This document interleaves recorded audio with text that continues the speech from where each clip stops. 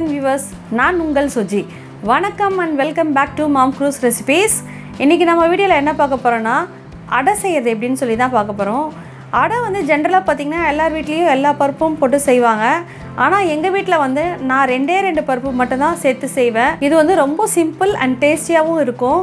இது செய்யறது ரொம்ப சுலபம். இதுக்கு நமக்கு வந்து சட்னி கூட தேவையில்ல. பசங்களாம் ஈவினிங் டைமில் செஞ்சு கொடுத்தீங்கன்னா வெறும் வாயிலே அதை சாப்பிட்டு போயிடுவாங்க. நீங்கள் இஞ்சி சட்னி இல்லைனா பூண்டு சட்னி அது மாதிரி வச்சு கூட நீங்கள் டிஃபனாக சாப்பிட்டுக்கலாம். இந்த அடையை எப்படி செய்யறதுன்னு சொல்லி வாங்க வீடியோக்குள்ளே போய் பார்க்கலாம்.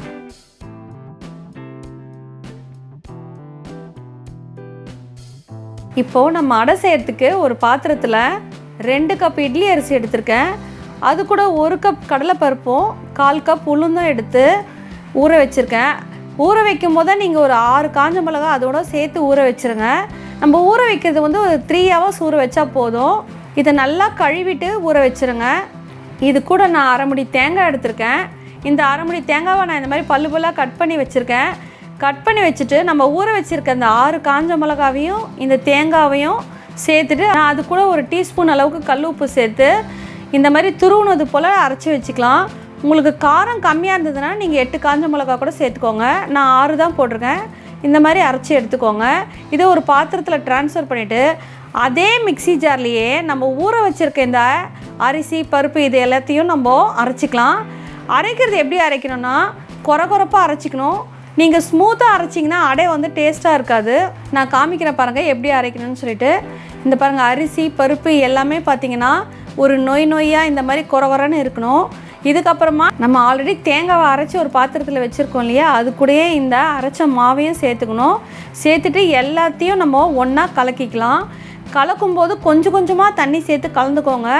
அடைக்கு வந்து நீங்கள் நிறைய தண்ணி சேர்த்துட்டிங்கன்னா நல்லா இருக்காது. தோசை மாவு மாதிரி நம்ம ரொம்ப தண்ணி சேர்க்கக்கூடாது. நான் காமிக்கிறேன் பாருங்கள், அந்த பதத்துக்கு நீங்கள் தண்ணி சேர்த்துக்கோங்க.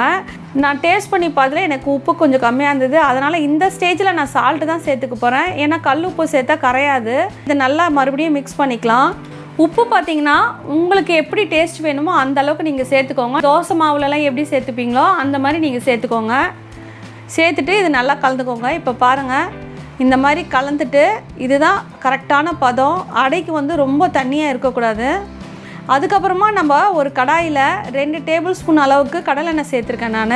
அது கூட 1 டேபிள் ஸ்பூன் அளவுக்கு கடலைப்பருப்பும் 1 டேபிள் ஸ்பூன் அளவுக்கு உளுந்தும் சேர்த்துட்டு அதை நல்லா பொன்னிறமாக வறுத்துக்கோங்க. வறுத்துட்டு அது கூடயே நான் 2 காஞ்ச மிளகாவை கிள்ளி வச்சுருக்கேன். 1 கொத்து கருவேப்பிலையும் கட் பண்ணி வச்சுருக்கேன். அது 2த்தையும் இது கூட சேர்த்துட்டு நம்ம ஃப்ரை பண்ணிவிட்டு கடைசியாக நம்ம ஒரு 1/4 டீஸ்பூன் அளவுக்கு பெருங்காயத்தூள் சேர்த்துக்கலாம். அது வந்து நல்ல மணமாக இருக்கும். இந்த மாதிரி தாளித்து கொட்டும்போது நம்ம அந்த அடையை சாப்பிடும்போது அந்த கருவேப்பிலை மணமும் அந்த பருப்பு கிறிஸ்பினஸும் அப்புறம் அந்த காஞ்ச மிளகா அந்த ஃப்ளேவரும் வந்து ரொம்ப அடைக்கு ரொம்ப நல்லா டேஸ்ட்டாக இருக்கும். அதனால தான் நம்ம இந்த மாதிரி தாளித்து சேர்த்துக்கணும். சேர்த்துட்டு நம்ம இப்போ இதை நல்லா ஒரு தடவை கலந்து விட்டுக்கலாம். கலந்து விட்டுட்டு நம்ம இதை வந்து ரொம்ப நேரம் வந்து புளிக்க வைக்கணும் அப்படிலாம் கிடையாது. அடை பார்த்திங்கன்னா நம்ம அப்போ உடனே வந்து நம்ம சுட்டுடலாம். தோசை மாவுக்கு தான் நம்ம வந்து புளிக்க வைக்கணும். இதுக்கு வந்து புளிச்சா வந்து அடை டேஸ்ட்டாகவே இருக்காது. அதனால் நீங்கள் வந்து உடனே சுட்டுடலாம்.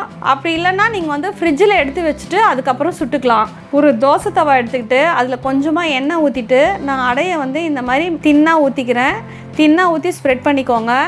அடைக்கு வந்து கொஞ்சம் தின்னாக இருந்தால் தான் நல்லா கிறிஸ்பியாக டேஸ்டியாக இருக்கும். ஆயில் கொஞ்சம் எப்போவுமே அடைக்கு வந்து நிறைய சேர்த்துக்கணும். ஆயில் கொஞ்சமாக ஊற்றுனீங்கன்னா டேஸ்ட்டு கம்மியாக இருக்கும், கிறிஸ்பினஸ் இருக்காது. அதனால் எப்போவுமே நான் அடைக்கு கொஞ்சம் ஆயில் அதிகமாக சேர்த்துப்பேன். உங்களுக்கு தேவைப்பட்டதுன்னா சேர்த்துக்கோங்க, இல்லைனா கொஞ்சமாக ஊற்றிக்கோங்க. அவ்வளோதான், நம்மளோட சூப்பரான சுவையான கிறிஸ்பியான அடை ரெடி. ஸோ ஃப்ரெண்ட்ஸ், இதை நீங்கள் ட்ரை பண்ணி பார்த்துட்டு உங்களுக்கு எப்படி வந்திருக்கு, உங்களுக்கு பிடிச்சிருக்கான்னு சொல்லி கமெண்ட்டில் சொல்லுங்கள். இந்த வீடியோ உங்களுக்கு பிடிச்சிருந்ததுன்னா லைக் பண்ணுங்கள், உங்கள் ஃபேமிலி அண்ட் ஃப்ரெண்ட்ஸுக்கு ஷேர் பண்ணுங்கள். மறக்காமல் மாம் க்ரூஸ் ரெசிபீஸ் சேனலை சப்ஸ்கிரைப் பண்ணுங்கள். நம்ம அடுத்த வீடியோவில் சந்திக்கலாம். Until then, bye bye from Suji.